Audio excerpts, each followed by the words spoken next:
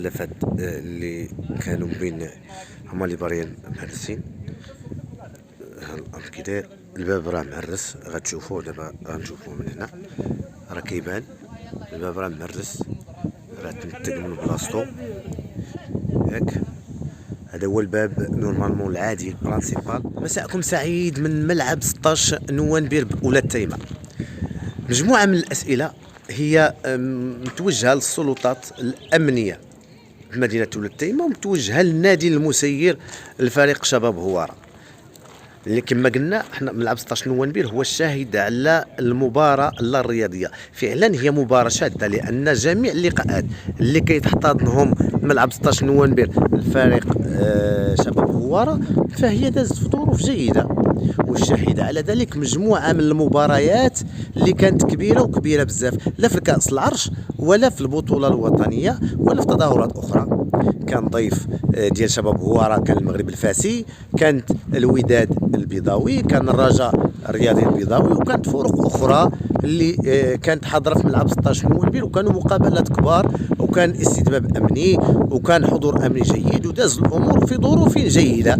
نعم، كان ديما كيكون الاستقبال ديال الضيوف في ظروف جيدة وظروف حسنة.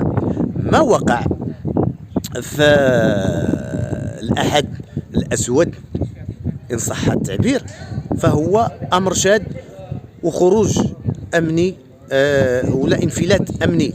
علاش؟ لأن بغيت نعرف أنا واش كان محضر ديال الاجتماع أمني اللي كيكون بين الفريق أو النادي المستقبل والسلطات الأمنية أو لا كافة السلطات الأمنية بالمدينة، من سلطة محلية، من الأمن الوطني، من يعني جميع المتدخلين في الأمن واستتباب الأمن، كيديروا اجتماع وكيكون محضر اجتماع.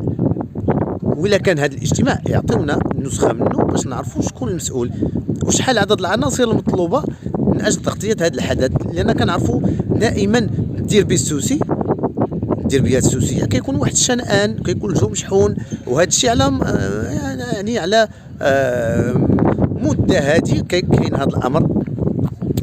لهذا واش تخدات المقابلة بجدية أمنية؟ هادشي بغينا نعرفو وشكون السبب في هذا الأمر هذا.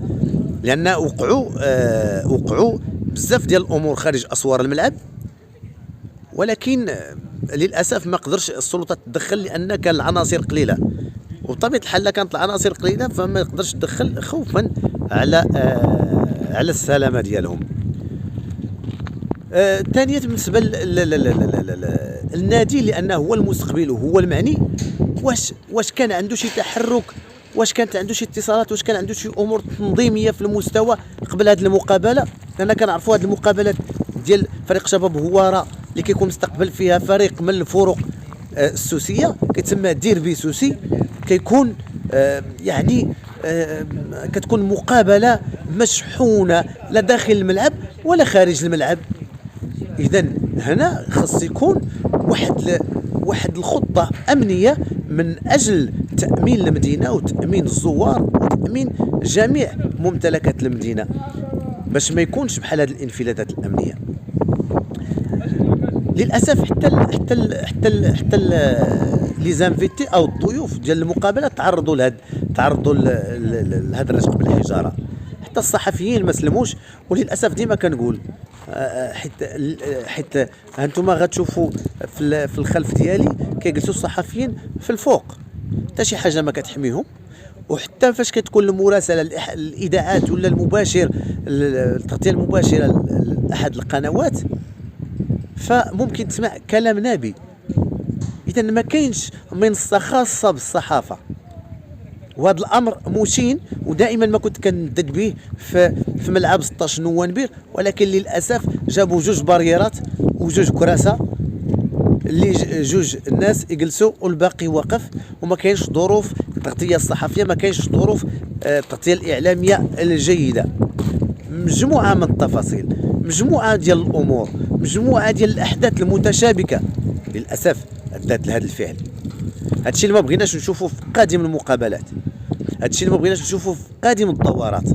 بغينا الكره تكون كره، الرياضه تبقى الرياضه، والرياضه اخلاق. وهذا هو الامر اللي بغينا يكون. ما نخليوش القاصدين يدخلوا للجنان بدون مرافقه. اذا لازم نعطيو مقابل كره القدم التنظيم الجيد ونعطوها حقها امنيا. ما نستهنوش بشي حاجه، ما نستهنوش، لان حجره وحده ممكن تجيب وابل ديال الحجر، وهادشي ما بغيناش نكونوا. نتمناو لكم ولينا السلامه.